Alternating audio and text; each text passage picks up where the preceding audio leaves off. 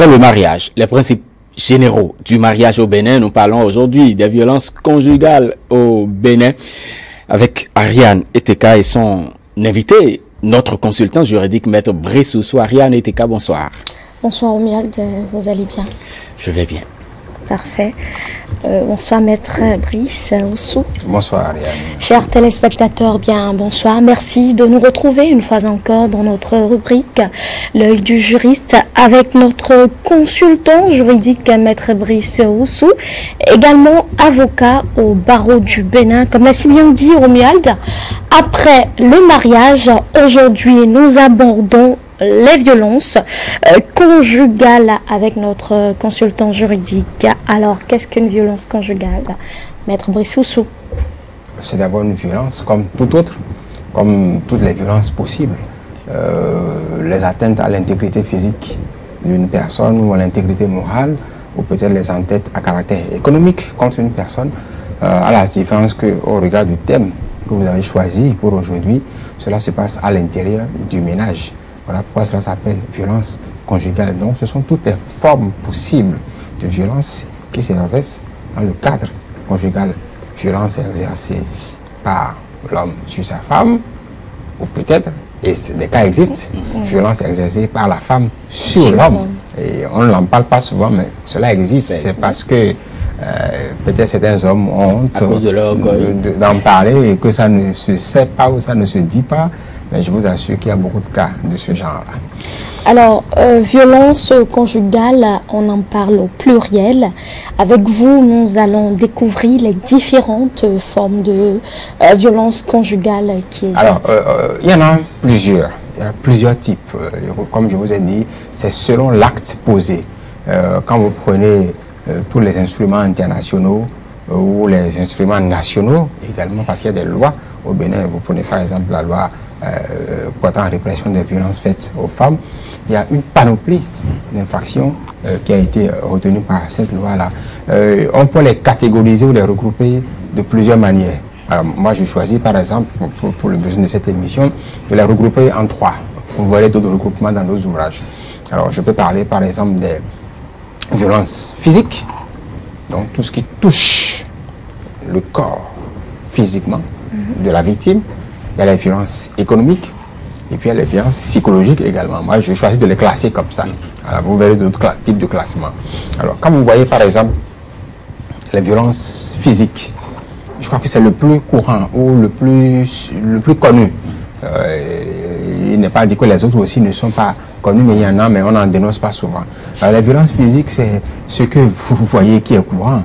L'homme qui bat sa femme, ou la femme qui bat son homme, comme je vous ai dit, ça existe, mais on n'en parle plus. Et quand on parle des violences faites sur les hommes, généralement les femmes sourient du coin des lèvres, mais il y en a qui savent que c'est vrai. Alors, donc, il y a cette violence-là, et ça se manifeste soit par des bastonnades à domicile, soit des coups et blessures volontaires carrément, qui sont effectuées sur la personne du conjoint. Voilà pourquoi on parle de violence conjugale, ça se passe à la maison.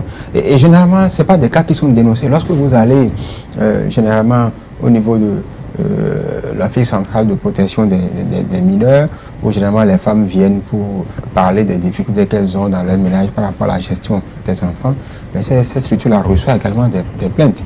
Et vous verrez souvent, nous avons un regroupement au sein du barreau qui est constitué qu'on appelle l'Association des femmes avocates du Bénin, qui pratiquement tous les mercredis soirs font des consultations gratuites pratiquement à toutes les femmes qui ont des difficultés. Ça se passe dans beaucoup de juridictions. Quand vous allez, vous demandez à nos consoeurs qui sont membres de cette association, qui vous font le point, mais il y a des choses inimaginables qu'on entend. Qu'on entend des choses inimaginables. Donc, qui se passe lorsque vous venez parfois aux audiences, vous allez voir cette association qui se constitue parfois gratuitement pour certaines femmes, pour les aider à avoir accès à la justice pour régler leurs problèmes. Donc, il y a beaucoup de violence. Donc, c'est souvent les femmes qui en sont victimes. Comme j'ai dit, il y a certains hommes qui en sont victimes également, mais généralement, ce sont les femmes qui sont victimes de ces violences-là, des agressions physiques. Je peux donner un ou deux exemples, ou trois exemples. Des coups portés sur la femme ou sur le conjoint, des coup carrément, on bastonne, comme on frappe un enfant. Il y a des maris qui frappent les femmes comme on frappe les enfants à la maison. C'est-à-dire que sur ce chapitre-là, la femme, la mère est logée à la même enseigne que les enfants. C'est quand même bizarre. C'est son conjoint. Alors, ça c'est un problème. Il y a aussi parfois la séquestration. Il voit des personnes qui enferment la femme dit je veux sortir, elle voit mes parents, tu ne sors pas, on veut quitter la maison, on l'enferme à la maison à clé, on est parti, on revient le soir, on dit reste à la maison avec les enfants ou avec le tout petit et puis on revient le soir. Il y a des cas comme ça, des cas inimaginables. Et il y a aussi, on n'en parle pas, le viol conjugal. Ce n'est pas parce que vous êtes marié, ma chère Ariane, ce n'est pas parce que... Justement, ça fait sourire. Oui, ça fait sourire. Le viol conjugal. Oui. Et là, ce n'est pas parce que la personne est votre épouse que vous avez droit sur elle. C'est à tout moment quand vous avez envie d'avoir la relation sexuelle, elle doit vous satisfaire. Il est vrai qu'il est conseillé de ne pas... Et notre sociologie de faire en sorte que cela ne pose pas problème. D'accord. Mais ça se gère à l'intérieur d'un couple. Mais si la personne, l'autre conjoint n'est pas disposé le jour-là, mais il n'est pas disposé, peut-être qu'elle est malade, ou peut-être qu'il est malade, parce qu'il peut y avoir viol sur l'homme aussi. Oui, ça fait sourire. Je vous dis, c'est des cas qui existent. Si vous fouillez bien, vous verrez des cas d'hommes qui peuvent se plaindre d'avoir été violé par une femme. Alors, donc, si la personne n'est pas consentante, n'y allez pas. Parce que même si c'est votre épouse, vivant sous le même toit que vous, et vous la forcez sans consentement, en tout cas sans un consentement qui n'est pas vicié, et que vous forcez pour avoir des relations sexuelles avec votre conjointe ou avec votre conjoint, ce conjoint ou cette conjointe est disposé légalement à porter plainte contre vous alors que vous êtes encore marié. Il y a des cas qui ont été enregistrés déjà. C'est vrai qu'en Afrique, généralement, la femme mariée, les candidatons, comme on le dit, quel est le regard de la société, je vais déposer plainte contre mon mari au tribunal, je préfère en parler en famille, on va régler en famille. Mais en Europe, c'est fréquent, hein. Ces plaintes du genre, c'est fréquent en Europe. Il y a quelques rares cas aussi qui existent. Et vous allez voir parfois, à l'occasion de procédures de divorce, il y en a déjà eu, procédure de viol contre le mari, engagée en même temps qu'une procédure de divorce qui est engagée les deux concomitamment. Il y a déjà des cas comme ça qu'on a enregistrés. Donc, il ne faut pas qu'on pense que parce qu'on est marié, on a tous les droits sur la personne. Il y a aussi ce qu'on appelle parfois les violences légères. Les violences légères, c'est-à-dire que ce n'est pas battre, non, c'est toujours un peu physique, mais ce n'est pas battre la personne de façon à pouvoir faire sortir le sang, comme ça se fait. Mais vous allez voir dans un une petite, encore que ça là, c'est déjà considéré comme violence et voir des faits. Mais il paraît qu'il y a des gifles romantiques. Bon, romantique. Vous en direz quelque chose. Il paraît. Il paraît. Je n'en sais pas grand-chose. Par exemple, il y a ce qu'on appelle les violences légères. Le temps, par exemple, où des injures, de simples bagarres, où il y a des échauffourées, où parfois on parle avec l'autre jusqu'à lui porter le doigt sur le nez comme ça ou sur le front comme ça, ou bien jusqu'à être à 2 cm de la personne, ou parfois un objet qu'on a sous la main qui n'est pas contondant, qu'on jette à la personne qui touche et qui tombe. Ça, c'est des violences légères, mais qui constituent également des violences. On est en train de parler avec son époux, avec son épouse, l'objet qu'on a en main, on lui jette ça, ça ne blesse pas, d'accord, mais ça, ce sont des formes de violence. Donc, tout ça constitue des violences physiques dont j'ai parlé. Et tout cela est réprimé par la loi. Lorsque vous prenez la loi portant violence, répression de la violence faite aux femmes, il y a beaucoup d'infractions dans cette loi. Et d'abord, quand c'est les coups sévèrement donnés, mais cela se gère au niveau de la procédure pénale et de l'incrimination, comme les coups et blessures volontaires carrément, avec tout ce qu'il y a comme panoplie de peine qui est prévu par le législateur. Et quand vous prenez, je le disais tantôt, la loi portant la répression des violences faites aux femmes, il y a les mêmes comportements entre deux personnes de façon ordinaire qui sont punies d'une peine d'un quantum X. Lorsque c'est contre la femme, parce que le législateur a voulu protéger la femme, parfois c'est des peines qui sont doublées. En tout cas, des peines qui sont augmentées comparativement à l'ordinaire de la peine, tant en ce qui concerne l'amende qu'en ce qui concerne la peine de prison ou ferme ou assortie dessus aussi. Voilà. Donc, ça, c'est pour parler des violences, tout ce qui est violence physique. Mais vous avez également ce qu'on appelle les violences économiques. Les violences, il y a déjà eu des cas de condamnation devant nos juridictions pour violence économique. Alors, quand vous prenez cette loi portant répression des violences faites aux femmes, la violence économique, c'est lorsque une personne est soupçonnée d'avoir, en tout cas depuis tant qu'on ne couvre pas la prescription, usé de moyens pour ralentir ou empêcher l'épanouissement économique ou financier de la nommée temps. C'est ce que dit la loi. Ou bien, toute personne qui empêche la nommée temps de jouir de ses droits économiques. Et cette infraction violence économique est un délit qui est prévu et puni par les articles 3, 16e-et-33 de la loi numéro 2011-26 du 9 janvier 2012 portant prévention et répression des violences faites aux femmes. Et l'amende par rapport à cette infraction-là, ça varie de 500 000 francs CFA à 2 millions de francs CFA. Carrément. Donc, alors que c'est tout par exemple, en français terre à terre. Autrement dit, ça veut dire qu'un homme qui refuse à sa femme peut-être de vendre, de mener des activités. La dame a sorti commerce, et parce que lui, un matin, ça lui prend, il dit, bon, madame, tu ne sors pas. Tu restes à la maison, tu ne vas pas vendre dans ta boutique aujourd'hui. Ou bien il va devant la boutique, il prend un cadenas, il ferme la boutique, il s'en va. J'ai dit, user de moyens pour ralentir ou empêcher l'épanouissement économique ou financier de la nommée, ou bien empêcher la nommée tant de jouir de ses droits sociaux et économiques. Alors quand vous le faites, alors que c'est votre épouse, si elle décide de porter plainte, attention, je viens de lire la disposition pénale. Alors donc, il est intéressant que, parce que souvent c'est, comme je l'ai dit, ce sont les femmes qui sont souvent victimes. Il y a des cas d'hommes victimes de cela. Là, on va faire référence au code pénal dans sa généralité pour pouvoir punir cela. Il y a aussi ce qu'on peut appeler les violences psychologiques. Les violences psychologiques. Les violences psychologiques, c'est quoi? C'est lorsque nous en sommes victimes, nous les hommes, souvent. Ah bon? Oui, je pourrais vous le dire. Parce que quand une femme veut vous torturer moralement, elles arrivent à le faire. Elle y arrive. Ah bon, en tout cas, Ariane témoignera. Elle confirme certainement. Oui, je confirme. Ah bon, d'accord. Elle a certainement eu vent de parce que je crois que la femme, elle est plus forte sur ce plan-là, infliger les violences psychologiques là. Donc elle est beaucoup plus victime de violences physiques et économiques, mais elle est souvent l'auteur des violences psychologiques. Si c'est une femme qui le dit, mais ça veut dire que je prends cela pour parler d'évangile et j'avance. Non, en tout cas, vous êtes spécialisé. Dites-nous tout. Non, je parle de faits vécus. Moi, elle parle de faits vécus, moi je parle de ce que la loi prévoit. Voilà. Donc si elle le dit, elle en sait certainement quelque chose. Ou elle a connu des exemples qu'elle pourra nous dire. Voilà. Alors, donc, lorsque, par exemple, vous soumettez une personne à des agissements ou des paroles répétées ayant pour objet ou pour effet une dégradation de ses conditions de vie susceptibles soit de porter atteinte à ses droits et à sa dignité, soit d'altérer sa santé physique ou mentale, soit de compromettre ses projets ou son avenir.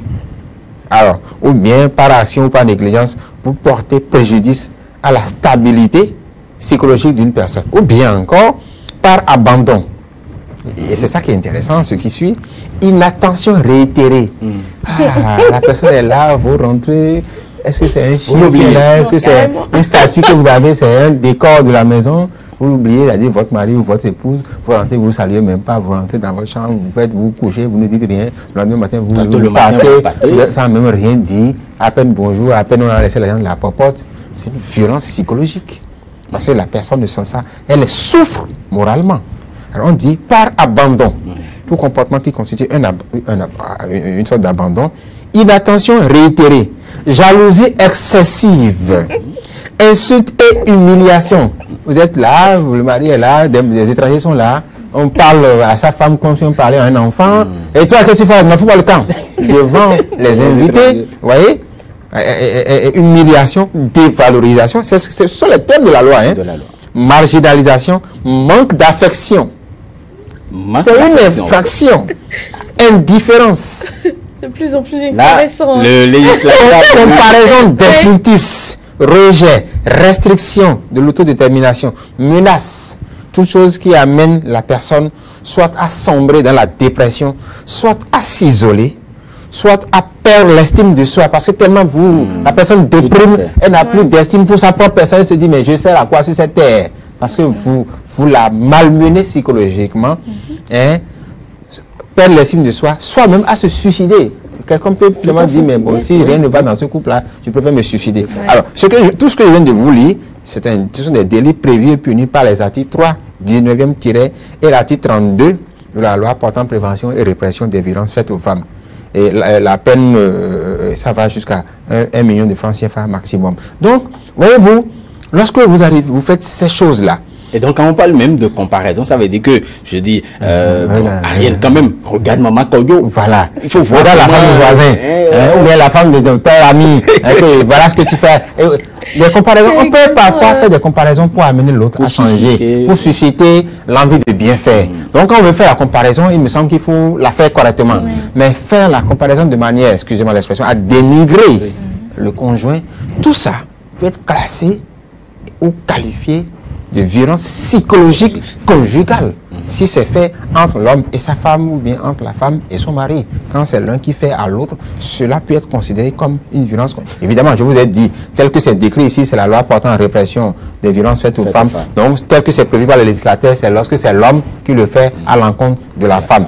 Mais quand c'est la femme qui le fait à l'encontre de l'homme, il est possible de prendre les dispositions du code pénal et de pouvoir porter plainte si l'homme veut porter plainte également, parce qu'il ne pourra pas se baser sur cette loi-là. C'est pour les femmes et contre les hommes en termes de sanctions. Donc voilà, si je m'en tiens à ma classification violence physiologique, violence physique, violence économique et violence psychologique. Vous voyez ce qu'on a mis dans la violence psychologique, c'est tellement délicat. Ce sont des choses qu'on peut remarquer dans le quotidien de beaucoup de couples, mais les membres de ce couple-là ne savent pas que c'est une infraction prévue et punie par la loi. Donc, l'utilité de cette émission que vous faites, c'est que les citoyens soient conscients de ce genre d'infraction et qu'ils évitent de commettre ces infractions, parce que l'autre inconvénient pour ces gens de citoyens qui font ça, c'est qu'avec ce que vous faites, beaucoup de femmes seront informées de ce que, bah, tiens, la loi nous protège par rapport à cela, et ça pourrait... Jalousie excessive. Jalousie excessive. Oui, jalousie excessive. Ah oui, bon,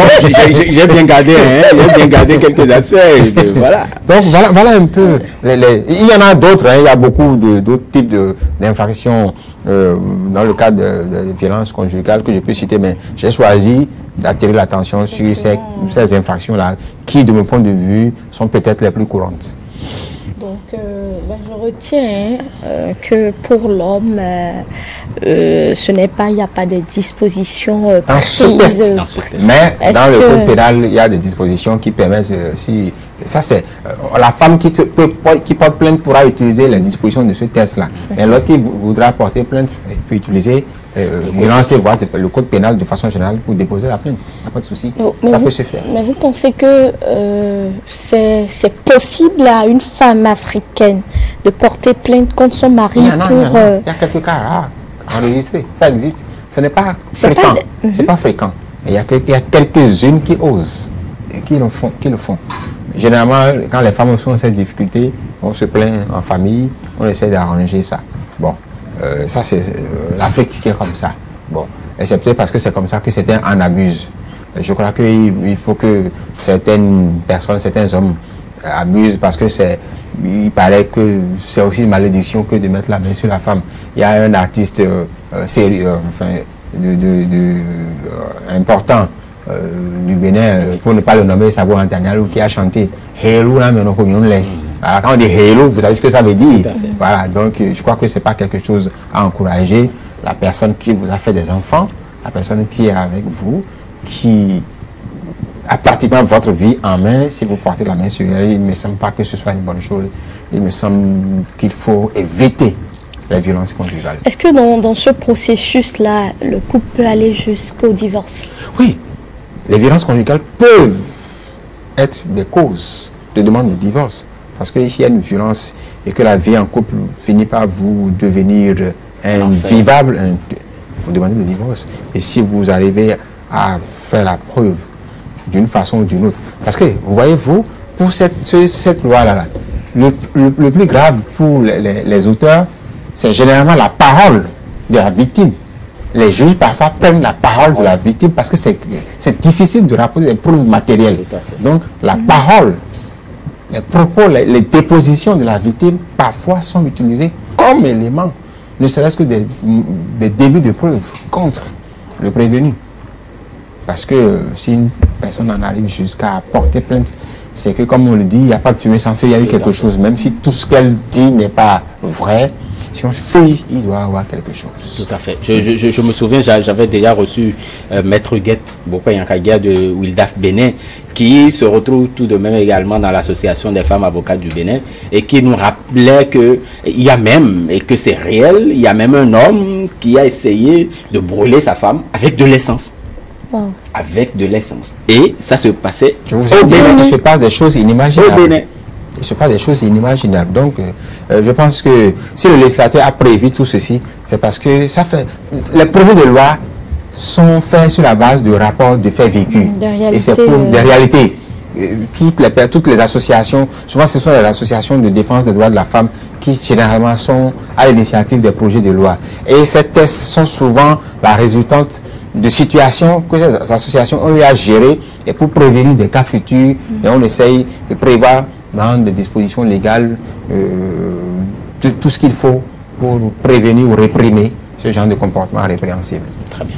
Je suis sûre que ce n'est pas tombé dans les oreilles dessous, parce que je reste... en fait, moi aussi, je ne connaissais pas en fait, je savais pas qu'il y avait de cette disposition. Ça vous dit quelque chose? Oh là là. Mais vous manque d'affection, violence économique. Voilà. C'est important. Ben, je crois que chacun prend le côté qui l'arrange. Hein. Tout à fait. On revient là-dessus à chaque fois. Ouais. Merci beaucoup, Maître Brice. C'est tellement intéressant. Aujourd'hui, on parle de violence conjugale. Je n'ai pas envie de conclure, mais... je voudrais quand même poser une question à Maître Brice Soussou, parce qu'on parlait du mariage et on parle des violences conjugales. Je vous assure que tout de suite, la question qui m'est venue à l'esprit, ça veut dire que, voilà, est-ce qu'il peut y avoir un foyer sans une petite violence? Vous voulez dire que la violence fait partie des piments qui vont dans le... C'est la question que je ne sais pas. Cette question est un peu vicieuse. Non, parce que quand je considère jalousie, quand je considère cette... Vous savez, les grandes personnes vous diront que un couple qui a vécu des décennies sans avoir jamais eu à se chamailler, comme on dit, sans avoir eu par moment quelques instants de friction, de tension, on se réconcilie après, que ça paraît bizarre. Donc, c'est des choses qui arrivent, mais que ça n'aille pas aux violences dont nous venons de parler. Tout à fait. Quelques frictions par moment physique, parce que les agressions physiques, il y a de ces, parce que vous avez donné un cas. Je vous rassure, ce n'est pas de moi. Mais je voudrais vous dire, il y a de ces cas où on est tellement fâché, on ne salue pas son épouse le matin, on revient. Non, en fait, oui. Parce que en fait, quand ça devient répétitif. Bon, je crois peut-être que ça a été dit ici, c'est quand cela se fait dans une intention vraiment de nuisance. Oui, je crois que c'est cela. Je suis fâché, je ne vous salue pas. Fâché, bon. Si votre épouse est fâchée, ce n'est peut-être pas évident que le bisou du matin avant de sortir, que vous l'ayez dans les formes ordinaires. Ça va peut-être venir, mais pas dans la forme ordinaire. Bon, arrangez-vous pour régler ça avant la fin de la journée ou avant la fin de la semaine, si c'est trop long. Bon, voilà. En tout cas, merci beaucoup. C'était très intéressant et vous avez compris. Vous avez compris. Il y a une loi qui défend les femmes. Et également les hommes. Il faudra chercher et trouver les dispositions prises par le législateur. Oui, parce que moi, je défends les causes des hommes. Ah oui. D'accord. Il faudrait qu'on revienne là-dessus. Mais pour les dispositions existent pour les prévenir, il n'y a pas de souci, ne vous en faites pas.